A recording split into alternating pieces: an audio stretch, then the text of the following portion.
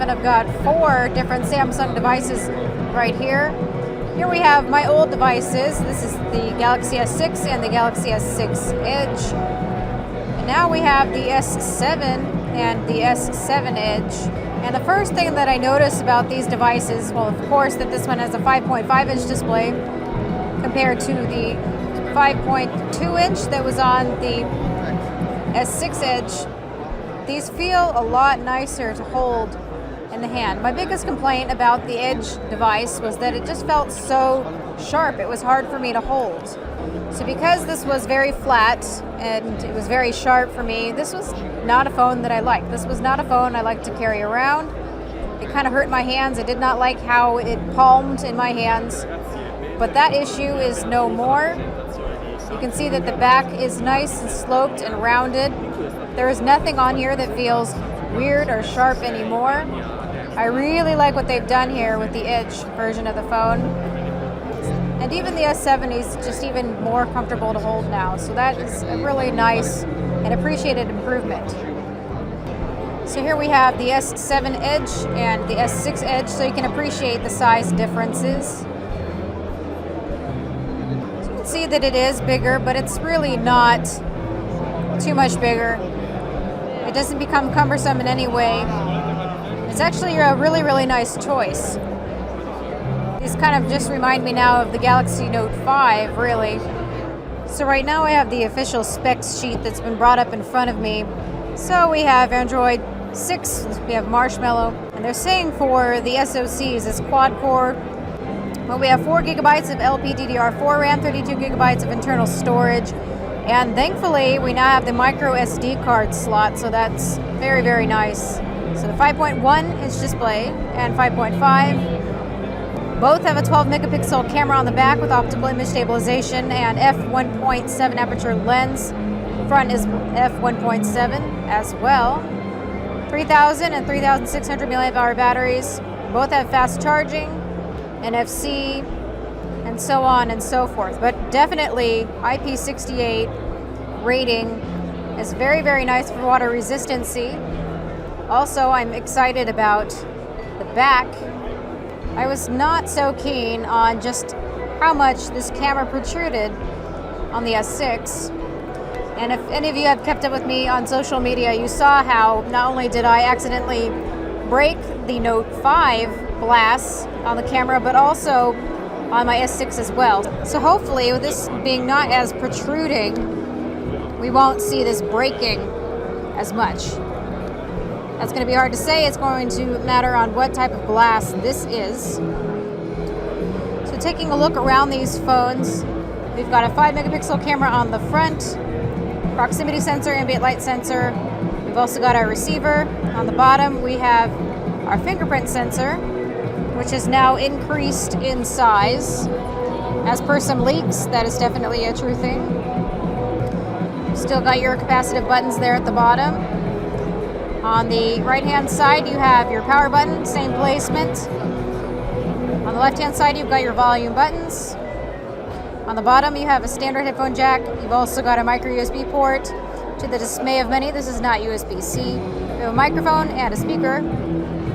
Then on the back is the 12 megapixel camera, single LED flash, and we have that sensor for the heart rate monitor. So all is very, very similar. But really what feels most different is how this feels in the hand. So now we are seeing more functionality to the Edge screen in terms of what can be added here. Here we have Apps Edge. Here we have our Task Edge. So create shortcuts to access specific app functions or to communicate with favorite contacts quickly and easily. We have our People Edge. We have now Yahoo News, Yahoo Sports. We can add some quick tools. We have weather and Twitter trends, CNN. So you can see for these panels here, we're given more options as what we can put on here, which is a really nice touch. Another new thing that we are seeing here is this always on part of the display. And I wonder if there's going to be any issues with burn-in over time. It looks like the time that we have here moves around the display. I'm sure that's an effort to make sure that it does not burn in. I wonder how long it takes for it to decide to move around. But that at least is promising. Here is the always on display. Select an image or information to show instead of fully turning off the display. So you can choose clock, calendar, or image. Just pick image. They've given you a couple different things that you can put here. Now you can see this image is going to be always on this display. Here we have the calendar that is able to be always on. These are nice touches. What happens if I double tap? Does it turn it on? No, it does not. Another notable thing that has been approved, of course, is the camera. Let's go ahead and look at that. You should still be able to access it. Double tap. Yes, indeed, and it's very, very fast. So this is our common interface. We have some controls on the side, effect, HDR.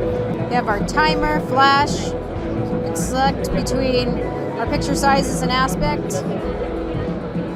Here is the camera settings. So we've got UHD, 4K, Quad HD, Full HD 60 frames per second, Full HD 1:1 HD, VGA. We've got motion photo, record a short video clip of what happens before each picture is taken. I wonder if that's an Apple-y type thing. I'll have to check that out. Tracking autofocus, video stabilization. So let's test out this. Take a picture. So for this motion photo, all you need to do is touch right here. And it starts showing a few moments before what happened. Then of course we have our modes. So we have auto, pro, selective focus, panorama, video collage, high broadcast, slow motion, virtual shot, food, and hyperlapse. Let's go ahead and touch pro. This is what everyone wants to see anyhow. So on the side you have choice for multi or centered autofocus. Here's your metering modes, center weighted matrix and spot. Then you have options for some presets, for manual focus, for white balance, for ISO, for shutter speed and exposure compensation.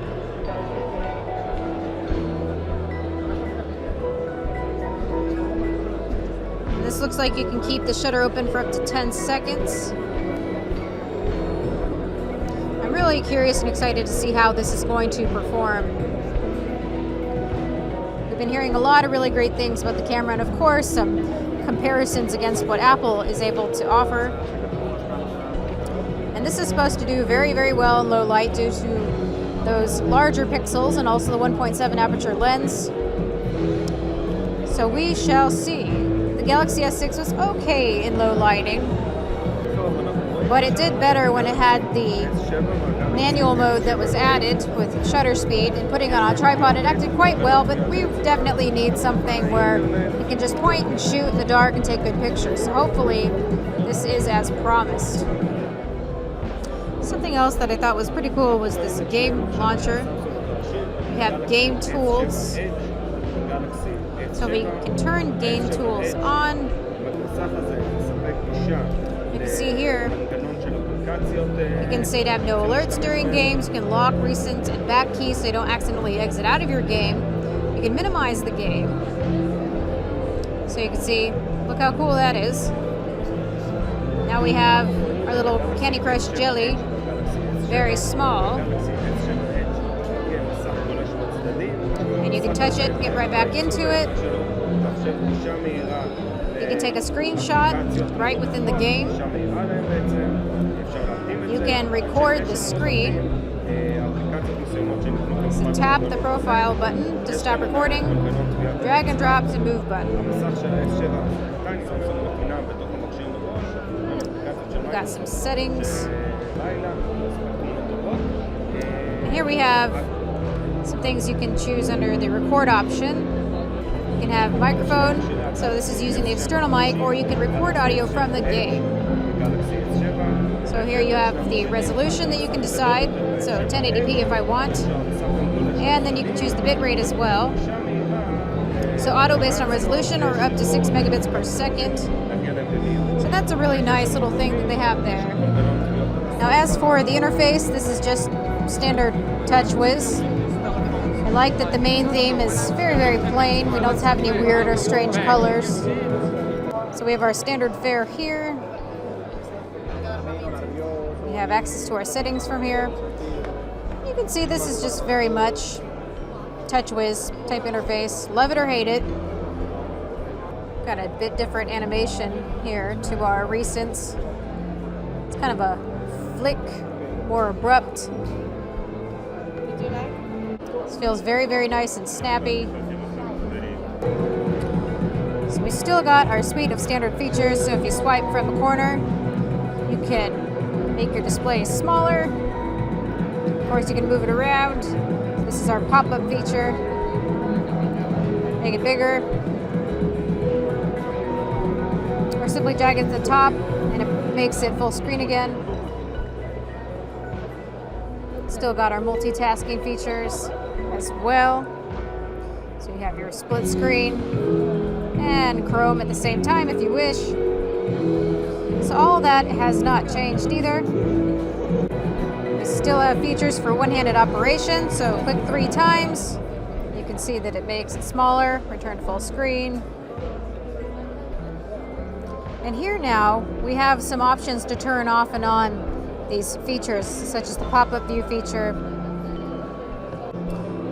So it looks like Samsung has added back some menu settings. That's not a bad thing. I wasn't so happy when they took away some of those menu features before because it was kind of easy for me to activate the pop-up feature. So now you can disable that. If that is annoying to you, goodbye. Voila. Underneath display, we still have the adaptive display mode, AMOLED Cinema, AMOLED Photo, basic mode. You can see that this goes between 2 different white points, a warmer and a cooler one. So all that is still very much the same. So just like before, we do have a little bit of discoloration. We have a little bit of color coming out here. So that issue is still there. It's a bent display. What can you expect? Most people are really not going to care about that, and I saw some being worse than others. I think they really made a good choice with making the edge size of the display being 5.5 inches instead of 5.1. I feel like there's more screen real estate now without there being some distortion along the edges, and it makes it a lot more enjoyable. I really didn't care for the S6 Edge Plus because it was so much bigger. But this is a good compromise between size and screen size. And it's really not that much bigger than the S7 that we have here. So I would actually go for this one this time. Nifty, nice little device. So stay tuned. I will try to get my hands on these as soon as I can for review. Right, let me know what you're most excited about with what you see with this phone.